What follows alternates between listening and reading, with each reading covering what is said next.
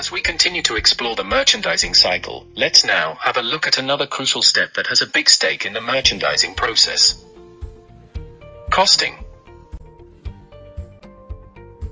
Product cost or cost of goods sold is the amount that a retailer must pay to acquire a product and get it into the business. This relates to the product that would be sold later. Costing is an important component of buying. Achieving the proper cost would ensure a good return on sales.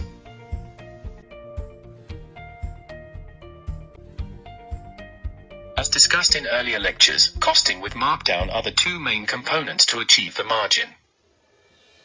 The costing methodology would vary based on which operating model is chosen.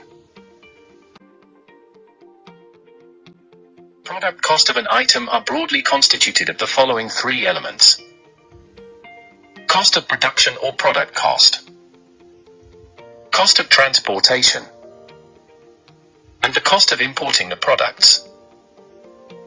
Let's look at these costs individually. Let's start with the product cost. Product cost and the method of costing would vary based on the business operating model of the retailer.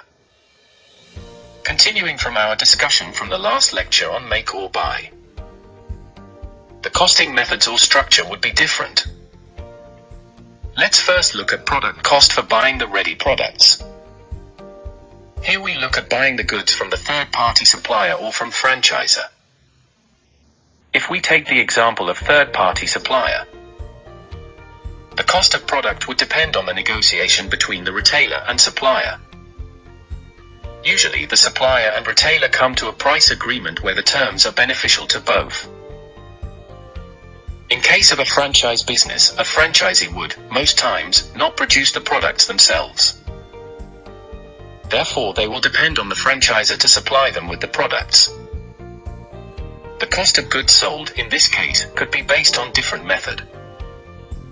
One method could be a certain percentage of the selling price. For example, franchisor provides goods to retailer at 40% of selling price.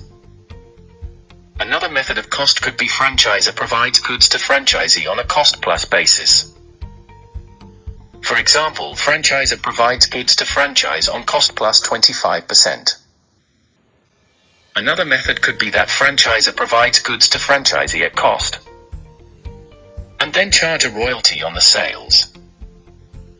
Now let's look at the case of when the retailer makes or produces the product themselves. Now let's see if the product cost from a perspective of the retailer making or producing the product.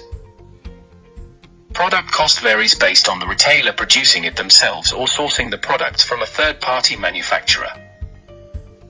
If the retailer is producing the products themselves, then the cost of produce would constitute material cost. That is the cost of material required for producing the product.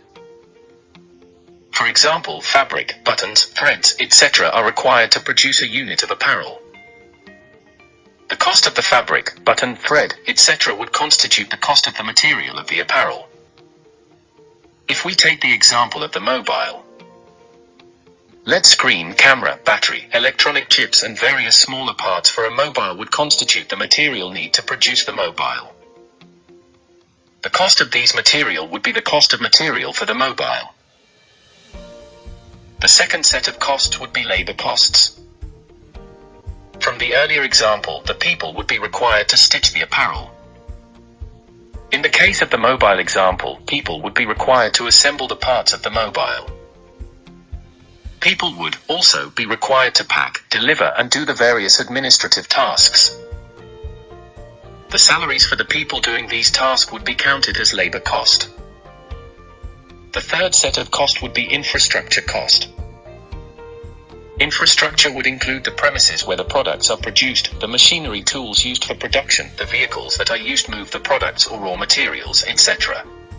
All costs associated with these would constitute infrastructure costs.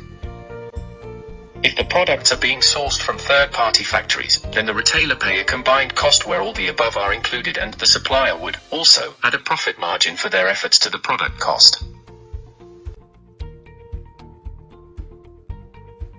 We discussed the criteria for sourcing in the last lecture. One of these criteria was cost. The cost criteria is also dependent on the other criterias for production. That is reliability, quality of the product, speed of production, delivery options, flexibility to increase or decrease production, and ethical and sustainable production practices. Each of these elements could affect the cost positively or negatively. Also, a major factor to impact the cost of goods produced is the volume of production. Due to economies of scale, higher volumes would lead to lower costs per unit.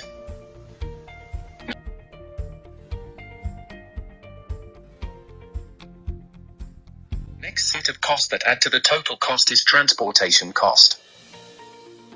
Transportation cost would include all the cost of moving the product from the source to getting it into the business.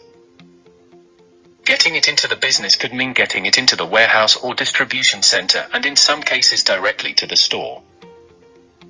The transportation cost could be broadly constituted of the following: cost of moving the products from the factory to the port of deportation, cost of moving the product from departing port to the destination port, and cost of moving the products from the port to the warehouse, distribution center, or in some cases, directly to the store.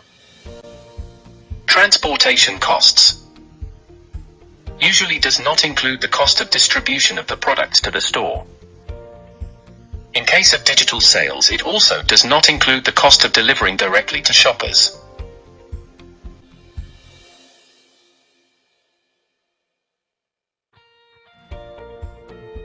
Third set of costs that add to the total cost is import cost. Import cost would include all administrative costs and levies that are related to getting the products into the destination country.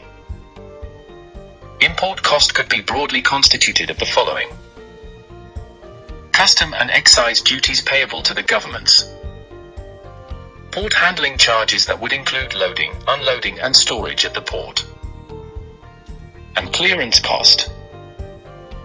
That would include administrative expenses to complete the import process or fees to the clearing agent.